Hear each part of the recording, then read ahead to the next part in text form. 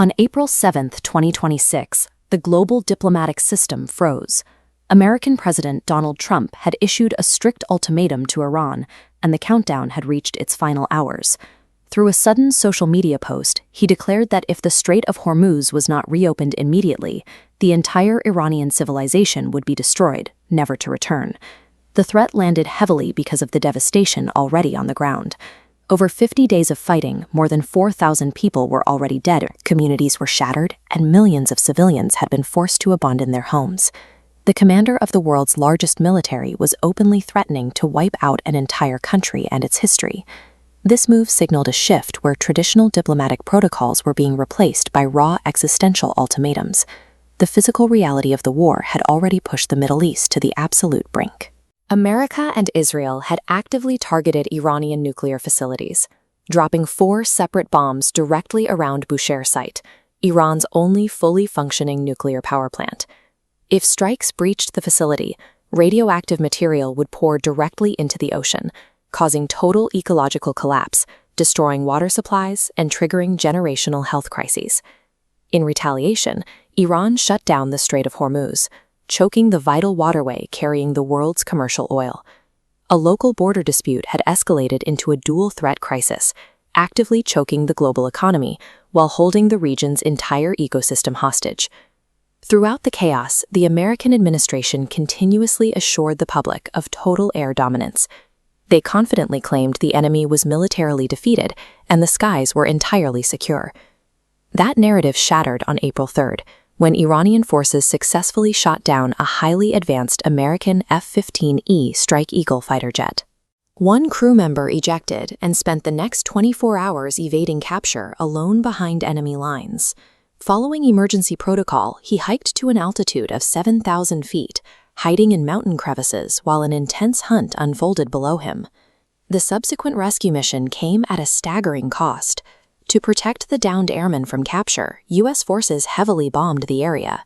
During the chaotic extraction, American forces lost an A-10 warplane, 2 Black Hawk helicopters took enemy fire, and 2 transport planes had to be intentionally destroyed on the ground.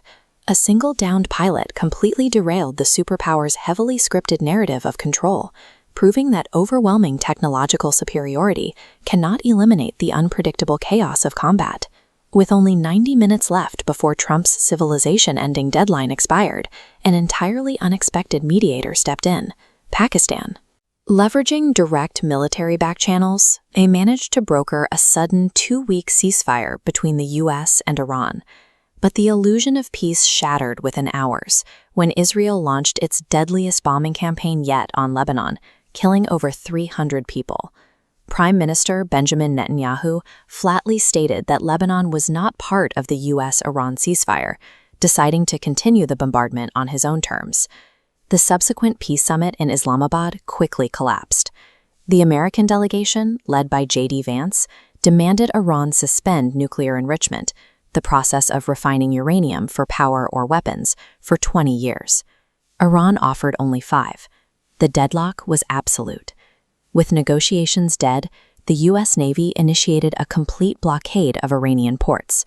Iran immediately retaliated by enforcing its own closure of the strait, resulting in a dual blockade that actively intercepted international cargo ships from all directions.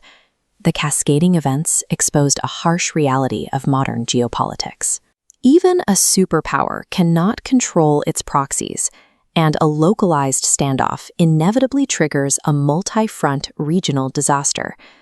Thousands of miles away, India soon found this distant Middle Eastern conflict crashing directly onto its economic doorstep.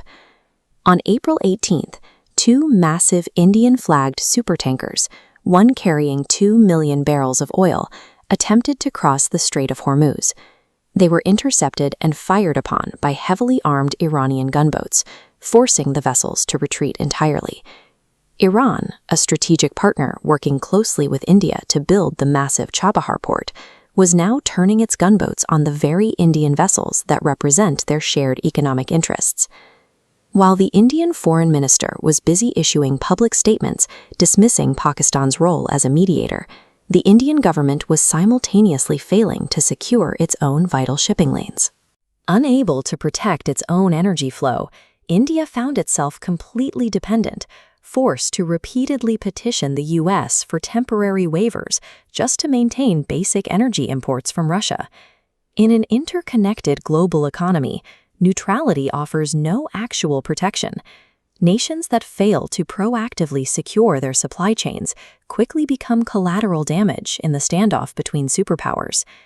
Now, the world faces the terrifying April 22nd deadline, the exact moment the fragile, temporary ceasefire between the U.S. and Iran expires completely, with no permanent deal in sight.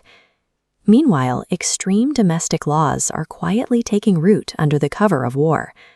During this chaos, Israel passed a heavily discriminatory death penalty law, applied strictly to Palestinians in the West Bank, while explicitly exempting Jewish Israelis from the same consequences.